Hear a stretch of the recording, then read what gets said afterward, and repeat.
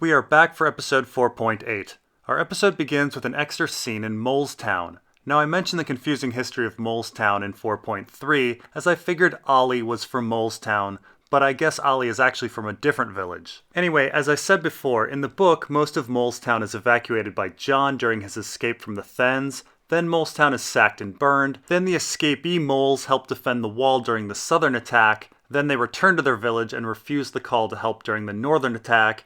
Then all of the moles disappear and the village is a ghost town. Here in the show, a few Night's Watchmen are enjoying some time with some sex workers, while Gilly gets yelled at for her baby crying. Then the wildlings attack and slaughter everyone except for Gilly and the babe. In the book around this time, Gilly and Sam are walking along the wall's southern side from the Night Fort to get back to Castle Black. This is followed up with an extra scene of Jon and company hearing about the fate of Molestown and worrying about Gilly and the coming wildlings. Now in the book, the burning of Molestown is definitely a signal that the wildlings are coming from the south, but there are other signals from the north as well. Wildling raiders start appearing at various points along the wall as feints, all in an attempt to spread out the Night's Watchmen and lure them away from Castle Black. Next we have an extra scene of the Unsullied bathing in a river when Grey Worm spots naked Missandei.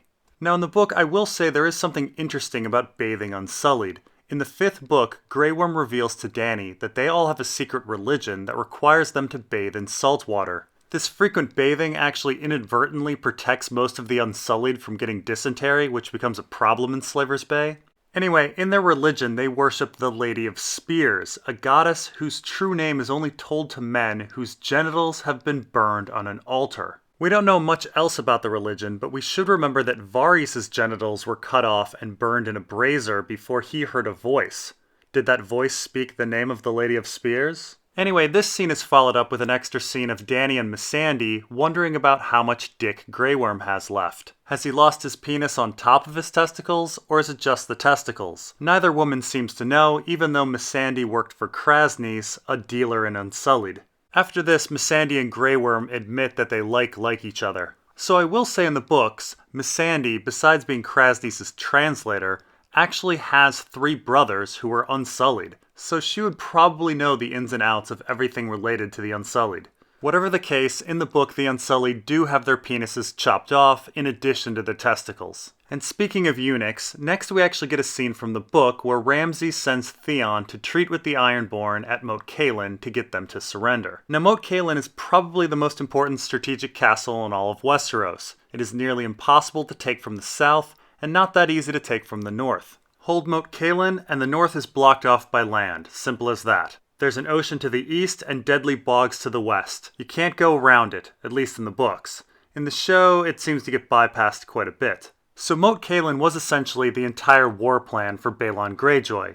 In the book, Balon sends his brother Victarion, the captain of the Iron Fleet, and most of his ships to take the moat. Asha, that is Yara, and Theon's portions were fairly irrelevant, all things considered. Asha would take a castle called Deepwood Motte, and Theon would raid the Stony Shore. Theon then disobeys this order and takes Winterfell. So just for some perspective on how awesome Moat Cailin is, in the books the Ironborn have 63 men here, and they are preventing the movement of 5,000.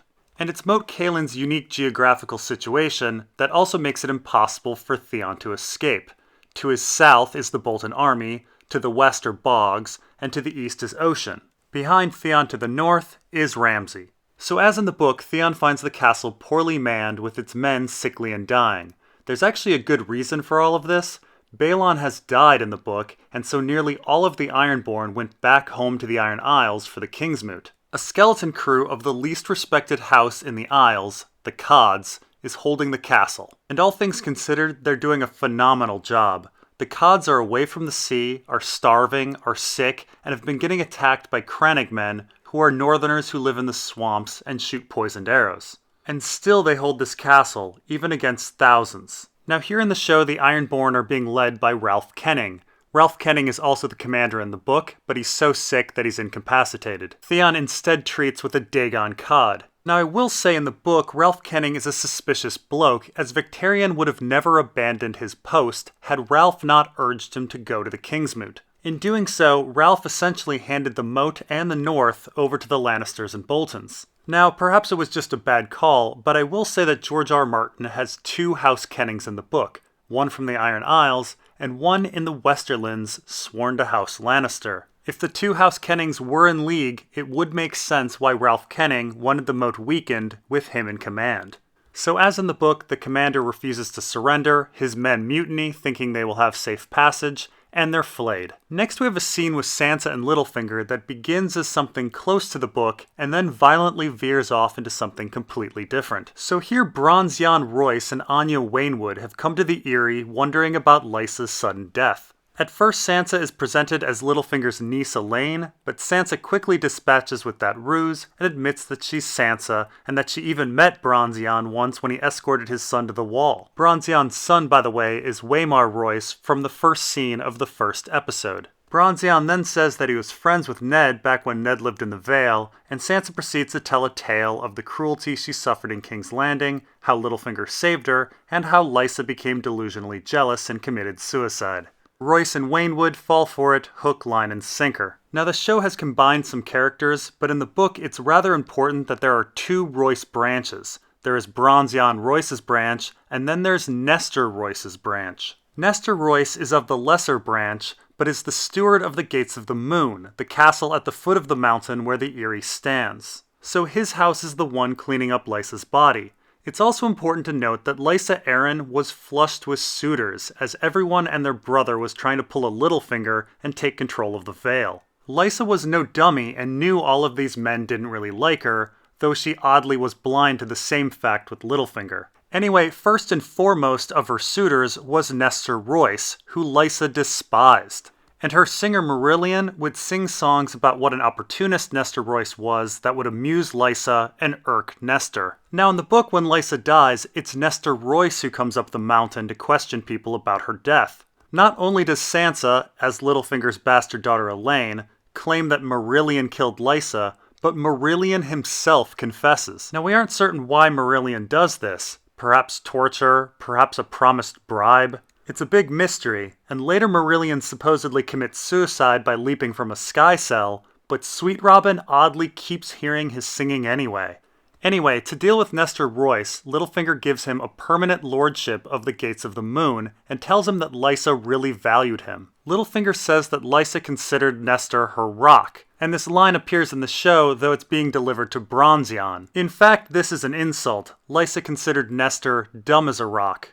Now at first it seems that Littlefinger has won over Nestor by pinning the murder on Marillion, a man that Nestor hates, by giving him a lordship, and by stroking his ego with a lie about Lysa valuing him. But in the book, Nestor's loyalty really still remains a mystery. After all, Nestor was trying to marry Lysa himself, and was trying to get his daughter married to Sweet Robin's heir to take control of the Vale. Nestor probably knew that Lysa didn't like him, and probably feels the lordship of the Gates of the Moon insufficient. Not to mention, if Nestor finds Sansa's shoe, which fell out the moon door with Lysa's body, he probably knows Marillion's story is bullshit. Now here in the show, Littlefinger, Bronze-Yon Royce, and Anya Waynwood then discuss the politics of the Vale. Here in the show, the Vale Lords aren't confident in Tommen, so Littlefinger convinces them to have faith in Sweet Robin. Littlefinger then offers Sweet Robin to Bronze-Yon for warding. Now in the book, Vale politics are much more complicated. Bronze-Yon Royce, not Nestor Royce, comes on the scene, hating Littlefinger, and doesn't think he has the right to be Lord Protector of the Vale. So he gathers a group of lords he names the Lords Declarant, who demand Sweet Robin be handed over to them for warding. He wants Littlefinger to go back to the Riverlands to his seat at Harrenhal.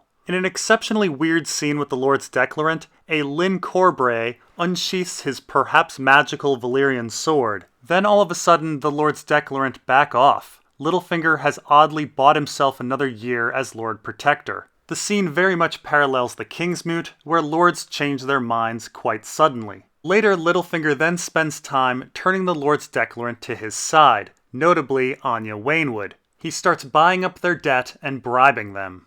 Meanwhile, over in Slaver's Bay, we get an extra scene of Barristan being handed a document from the hand of the king. It's a pardon for Jorah Mormont, outing the fact that he was Varys' spy, and Barristan confronts Jorah before then telling Dany. So in the first book, but not in the show, Barristan was on the Small Council. So Book Barristan always knew Jorah was an informer. However, he was unable to tell Dany because he was in disguise as a man named Arstan Whitebeard. In the book, Barristan ends up defending Dany in an attack from Miro, the captain of the Second Sons. If you remember, the show made Miro one of Daario's partners. Anyway, after killing Miro, everyone realizes that something's up with his fighting ability, and Barristan has to come clean. He then immediately turns Jorah in as an informer. So next we actually have a scene from the book where Dany expels Jorah. Much of this dialogue is very similar to the book, with the prime reason of Jorah's expulsion being the wine cellar incident, an attempt to kill Dany after Robert learned she was pregnant. Show Jorah is a bit more apologetic, even falling to his knees, while book Jorah is a bit more defiant. Now in the book, a certain mystery is revisited. For some reason in the first book, Jorah is very interested in bringing Dany to Asshai around the time Khal Drogo gets sick, but then doesn't want to anymore after they get to Qarth. Dany asks Jorah about all of that, and Jorah simply says that he wanted to get Dany to safety, away from Robert, Varys, and Illyrio. The problem with Jorah's explanation, though, is the timeline. He stops being Illyrio's creature in Qarth, but he urged Dany to head to Asshai before that. In fact, he stopped wanting to go east around the time he stopped being Illyrio's creature. So why Jorah wanted Dany to go east is still a big mystery. Next we get an extra scene with Roose Bolton giving Ramsay a document from the king, legitimizing Ramsay and making him Roose's rightful heir. Both men are filled with emotion. So, Book Roose and Book Ramsay show no such love for each other. In fact, Book Roose barely shows any emotion at all, and it's very hard to make heads or tails of Roose and Ramsay's relationship in the books. Roose claims that Ramsay murdered his first son and will likely murder future sons, but he doesn't seem that upset about it. Others, though, point out that Ramsay is simply Roose's pawn. It's very difficult to say what Roose's vision of the future for his house is, but it's hard to imagine Ramsay being part of it. Ramsay is massively hated by Northerners and is very unstable. Here in the show, the crew then heads to Winterfell for some reason. Now in the book, the Boltons have no interest in Winterfell, feeling it's a destroyed ruin. At least at first. Later they switch things up. You see, at first the Boltons had a plan to lure Stannis to attack the Dreadfort, but Stannis fails to take the bait. Actually, Jon tells Stannis not to take the bait. So the Boltons choose to create new bait by having Ramsay's wedding at Winterfell. The symbolic nature of a wedding at Winterfell with a Stark daughter to rescue is simply too enticing of a target, and so Stannis does choose to march on Winterfell. Next we get an extra scene of Littlefinger asking Sansa about why she chose to lie for him, and she reveals that it was all in her best interest. Now the show really pushes this idea that Littlefinger is constantly improvising and benefiting off chaos. In the book though, Littlefinger makes it clear that he has a grand plan. Not that there aren't hiccups and alterations to this plan, but he is still very much in control. Book Sansa told the exact story that Littlefinger wanted her to tell, as it was part of his plan. Next we have an odd scene where the Hound and Arya make it to the Vale and announce Arya's identity, only to have the guards tell them that Lysa is dead. Arya then laughs hysterically, and the guards let them go for some reason. Now in the book, the Hound and Arya never make it to the Vale. They begin to head up that way, but there are too many reports of mountain clans committing violence. Ever since Tyrion armed them with weapons and armor, they have been a problem. Arya and the Hound stop in a village hoping they can stay there for a while and maybe eventually get a letter to Lysa, but the village eventually kicks them out because they think the Hound will draw unnecessary attention to them. Not to mention, the village heard stories that the Hound was craven at the Blackwater and would be no good defending them. Next we have an extra scene of Sweet Robin nervous about leaving the Eyrie because he's never left home before. Littlefinger gives him advice not to worry about death, but to worry about life. Sansa then descends the stairs, dressed as a raven with a Theta necklace. Now in the book, Sweet Robin has definitely left the Vale before. He used to live in King's Landing when his father Jon Arryn was Hand of the King. However, in the book, Sweet Robin has definitely developed a fear of leaving the Eyrie. Now, Book Littlefinger certainly does not have a fatherly relationship with Sweet Robin. The two do not like each other at all. In fact, Littlefinger is probably poisoning Sweet Robin. Littlefinger says he hopes that Sweet Robin's heir, Harry Harding, takes power. Harry the heir is Anya Waynwood's ward, who Littlefinger bought the debt of, and Littlefinger hopes to marry Sansa to Harry to gain influence over him. It's Sansa in the book who spends time convincing Sweet Robin to leave the Eyrie for Nestor Royce's Gates of the Moon at the bottom of the mountain. Motivating Sweet Robin with stories of the Winged Knight, she gets Sweet Robin down the mountain on a very daunting trip. However, on the trip, their traveling companion Miranda Royce, that's Nestor Royce's daughter, likely confirms that Sansa is not in fact Elaine. Miranda mentions the bastard son of Ned Stark, and Sansa quite stupidly blurts out Jon Snow's name. Now here in the show, Sansa wears a Theta necklace, which is perhaps a callback to the dead wildling pile at the beginning of the first episode of Season 1, and Dany's pyre in the last episode of Season 1. While there aren't any Thetas in A Song of Ice and Fire, the Theta is a symbol that appears in other George R. R. Martin works. It is a symbol that represents a group of space-faring genetic engineers.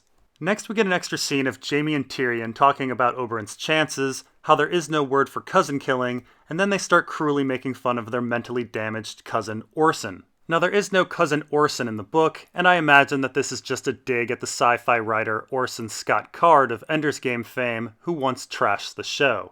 Anyway, here in the show, Tyrion reveals that their cousin would smash beetles, and Tyrion became obsessed with it, having quite a bit of an existential crisis over the idea of all the pointless death. He never figured out why his cousin did it, and Jaime doesn't have any clue either. None of this reflection happens in the book. Book Tyrion dwells very little on death, except for his own death and the death of his father. Keep in mind, Tyrion is a man who once ordered a man be killed and put in a stew, and a man who strangled his girlfriend to death. He's hardly a Buddhist or a Jainist. Anyway, in the book, Tyrion has no visitors before his trial, he weirdly gets a good night's sleep, and eats a big breakfast.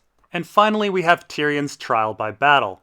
As in the book, Oberyn is drinking before the fight, which displeases Tyrion. Here in the show, Tyrion is also upset about Oberyn's lack of armor, but in the book it's the fact that Oberyn is fighting with a spear, which Oberyn explains is necessary to counter the mountain's reach. Now, as in the book, Oberyn's spear is poisoned, though here in the show it's done by his squire, while in the book Oberyn does it himself. Also in the book, Oberyn tells a long story to Tyrion about his visit to Casterly Rock. We talked about this story last time in episode 4.7. And then the battle begins. As in the book, Oberyn introduces himself to the mountain, and the mountain refers to him as a dead man. Oberyn then goes into his mantra: you raped her, you murdered her, you killed her children. Now it's important to note that the mountain is only guilty of killing one child, and later in the book, he only confesses to killing one child. The mantra really applies to Tywin. The two fight, and as in the book, Oberyn implements the bronze strategy of tiring out the mountain and trying to get him on his back.